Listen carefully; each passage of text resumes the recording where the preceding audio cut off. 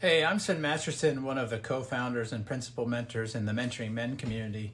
And in this video, I want to talk to you about letting go, and specifically letting go when you're in the midst of a crisis of some kind, especially a relational or romantic crisis, where the woman you're in a relationship with has just told you she wants space, she's pondering separation or divorce, and your mind is racing a mile a minute. You're waking up at 3:30 in the morning wondering what's going to happen next. You know, am I going to lose everything? Am I going to stop being able to see the kids? And men just find this incredibly overwhelming. All of the what ifs, just the places their mind take them.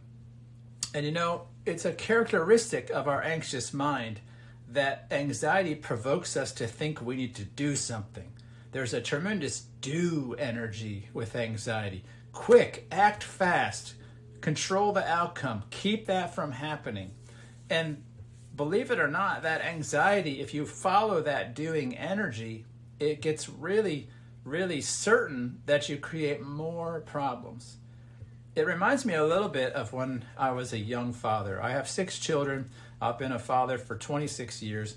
And when my first son was born, I was a tremendously anxious man and a tremendously anxious father. And our oldest son had a little bit of breathing challenges right at birth, and that just put me into a major panicky state as a new father.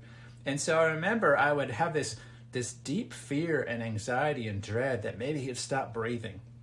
And so I'd oftentimes in the beginning go in his room and I would be like, I don't know if he's breathing, and I would be panicky and I would shake him a little bit. And when I would shake him a little bit to see if he was breathing and alive, naturally he would wake up. And then I would do that enough sometimes that he wouldn't sleep so well. And because he wouldn't sleep, his immune system would be struggling and he would get illnesses like RSV or colds and things. And so I was actually, by my anxiety, bringing things into his life that offered more chance that I would experience what I didn't want. I didn't want an unhealthy son. But because I was anxiously fiddling with things, believing that I could somehow control those things so that that didn't happen, I was headed down a trajectory that ultimately would have been more likely to produce some of those very scenarios I dreaded. Now, I figured that out ultimately. That's the benefit of having a lot of children. You get a little bit better with each one. And I learned to temper that anxiety over time. I learned to understand that anxiety is your brain projecting what ifs. What if this happens? What if that happens? And it is doing that, predicting and projecting based on your past understanding. So if you're an anxious person, your brain is using the anxiety of the past and predicting the future as though it's going to be the same way. Now, when you're in a relationship crisis, a man's head is just filled with these things that could happen, doom and gloom and catastrophe. And so a man begins to catastrophize quite a bit. And so he cannot imagine things working out. And he can't find rest. And unfortunately, this compels a man to obsess even more. And so a lot of times when we meet men, we call these men hair on fire. They are just consumed with anxiety and obsessive focus on what their partner is doing and on the relationship. And these men often want to know, like, how do I make this work? She won't communicate with me. And they have this anxiety that she's not talking. How could I possibly turn this around if I can't do this? I can't do this. I can't talk to her. She won't talk. She won't look at me. She's not answering my phone call. She's not answering my text. She's not here. And when we meet them and tell them, brother, you have to settle down. This is not actually fixed by fiddling with it.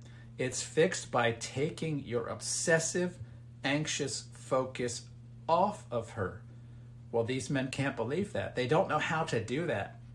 In fact, it's so bad that the way a man's anxiety can be in this moment, that when we tell him you have got to stop looking at what she is doing and you have to turn that focus inward, those men think we are telling them to stop hoping and to start resigning. And they're not the same thing. But see, that's the power of obsession and anxiety, is that when you let go of it, it feels like death. But that's just the belief that it's your brain's obsessive, anxious focus on something that is making it work to begin with. Now, ironically, a little bit maybe paradoxically, it's oftentimes that very energy that is making a relationship fail, because a man has grown accustomed to the idea that it's anxious pursuit, it's anxious manipulating, it's anxious shaking the baby in the middle of the night that keeps the relationship from dying. And what he doesn't realize is, for years, he has been cultivating a dying relationship because he's been trying to build the relationship on a foundation of fear and anxiety and ultimately insecurity. This man doesn't actually realize that the whole foundation of his life is insecurity. And so when he gets to this point, it's like, oh no, and men tell us all the time, this is exactly what I'd always feared, exactly what I have dreaded all my life. They don't realize that they've been cultivating this kind of outcome for years by being an anxious man who's pursuing a person, a partner, not from love, not for connection, but out of an insecure anxiety, desire to control his future. And you know what? One of the first things we have to learn as a man is that no one controls the future. There's not a human being on earth that has certainty about how their future unfolds. Not a married or unmarried man on the planet knows with certainty that their wife will always be true. We all like to think that. We all have a reasonable expectation. But the reality is no one knows. That's just part of life. Part of life is that it comes with uncertainty. And you know, that's not really that bad when we know ourselves to be capable of showing up in an uncertain future and being okay. And this is really what's going on in this man's life. The men we talk to, the men asking these questions, is they don't know already that they're okay. And so when they look into the unknown future, they don't look okay there either. And this gives birth to this unending anxiety about how things go. So we encourage men like this when we meet them to turn that focus away from her. It looks really counterintuitive to them. They just can't believe it. In fact, they struggle to do so because they feel like to do so is to make the relationship die. When we tell them, let go of the pressure, let go of expectations, to them, we might as well be saying just to kill it now. But we're not. We're saying it doesn't stay alive by your anxious worry and attention. In fact, it dies the more you anxiously worry and attend to it. Instead, use that energy to solve the deeper, true issue. What is that? It's the insecurity that is feeding all of that anxiety. And so that's what we work with men, is we help them uncover and understand why they are so desperate for these things to work out. They don't realize that they've been living oftentimes in decades of an anxious, insecure mind that needs these things to work out, because if they don't work out, they don't see themselves as being okay.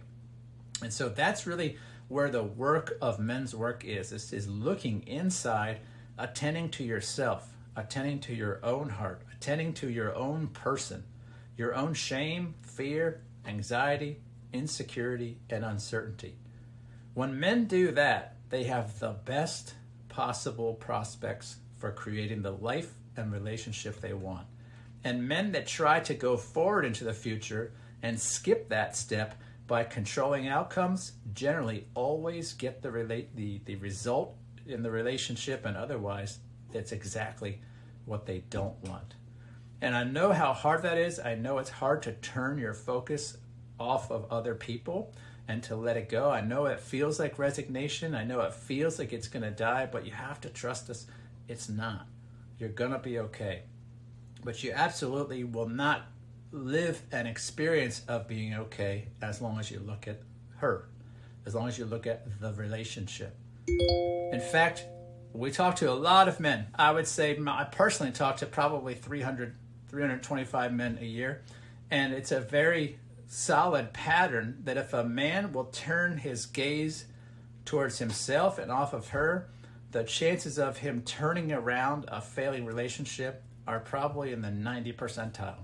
A man that will not stop looking at her, the chances of him losing that relationship are probably like in the 98th percentile. Those men tend to get exactly the calamitous catastrophe that they have not stopped imagining the whole time. And I want that to be a sober warning to you, because you have much more power than you think in how these things turn out, but it's not expressed by obsessive, compulsive, anxious worry. It happens actually by turning that same energy and focus on yourself, becoming the best, most calm and confident and peaceful and whole version of yourself that you can. And brother, that's what you need to do. That's where the work is in this work. If you don't know how to be that man, if you don't know how to address fear and shame and anxiety and insecurity and uncertainty, we would love to talk to you. In fact, we have an entire course meant for men who are in this exact spot, men who are facing a failing marriage. We call it the failing marriage recovery plan. It's included in the membership of our men's community, Mentoring Men, which is $25 a month. And we also have other great courses for men that relate to these topics, and they're all baked in. Now, how can you participate? Well, below, I want you to look in the description of this video. You will see a couple links. The first link you'll see is a link where you can connect with myself for a one-on-one session, complimentary, no sales pitch. We'll talk about what's going on with you. You can click that link below to set that up. And if you go further down, you'll see another link about how to sign up for our community. It comes with a 7-day free trial. You can just check out what we have to offer there. You could come in. You could probably take the bulk of the failing marriage recovery plan within that 7 days. There's about 60 plus videos that are all about these subjects in great depth. Again, no sales pitch, just a community where you can be a part, you can receive support, you can talk to men on the same journey you're on, and have a little bit deeper access to myself and the other mentors in our community, and that link is below. And with that, I wish you a good day. I wish you the best in turning your focus off of anxious, catastrophizing outcomes and turning it toward yourself. Do that, and I know you'll be okay. I'll see you soon. Take care.